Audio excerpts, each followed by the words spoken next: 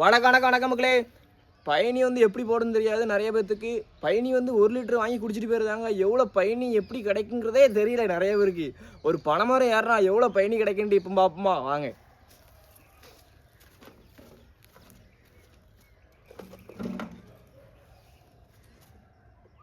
பனைமரம் ஏறினோன்னா முதல்ல அருவா தீட்டிக்கணும் ஃபஸ்ட்டு. இது வந்து அருவா அணைக்கிறது. அருவா தீட்டுறதுனா மண்ணை போட்டு தீட்டணும். அதுக்கு தான் நான் சொல்கிறேன். இது பேர் வந்து தலைநாறு.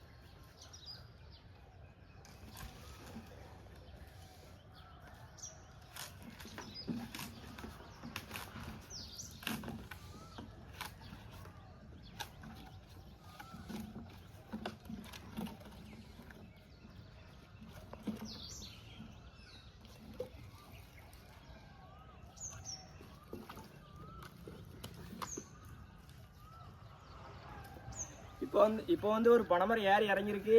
இப்போ இந்த பனைமரத்தில் பயணி எவ்வளோ இருக்குன்னு பார்ப்போமா. இந்த சொம்பு வந்து 1/2 லிட்டர் பார்த்துக்கோங்க. இந்த சொம்பில் இந்த பயணி ஊற்றுறேன்.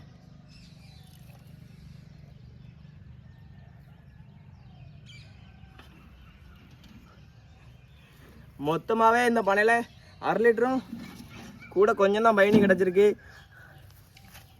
ஆனால் இது தெரியாத நிறைய பேர் 1 லிட்டர் பயணி ஈஸியாக வாங்கி குடிச்சிட்டு அது என்னப்பா 1 லிட்டர் 100 ரூபா அநியாய கொள்ளை அப்படின்னு சொல்லி பேசுகிறாங்க. ஆனால் அந்த 1 லிட்டர் பயணிக்கு நாங்கள் கஷ்டப்படுறது எங்களுக்கு மட்டும்தான் தெரியும். ஏன்னா காலையில் ஏறணும், மதியம் ஏறணும், சாயங்காலம் ஏறணும். இந்த 3 நேரம் ஏறதுக்கு அதிகமாக செலவாகிறது வந்து 600 ரூபா. வெளியே ஒரு மரம் ஏறணும்னா 200 ரூபா நாங்கள் பே பண்ணுவோம். அப்போ நீங்கள் 3 நேரம் இந்த பனைமரத்தை ஏறணும். அப்போ நீங்களே கணக்கு பண்ணிக்கோங்க எவ்வளோன்ட்டு.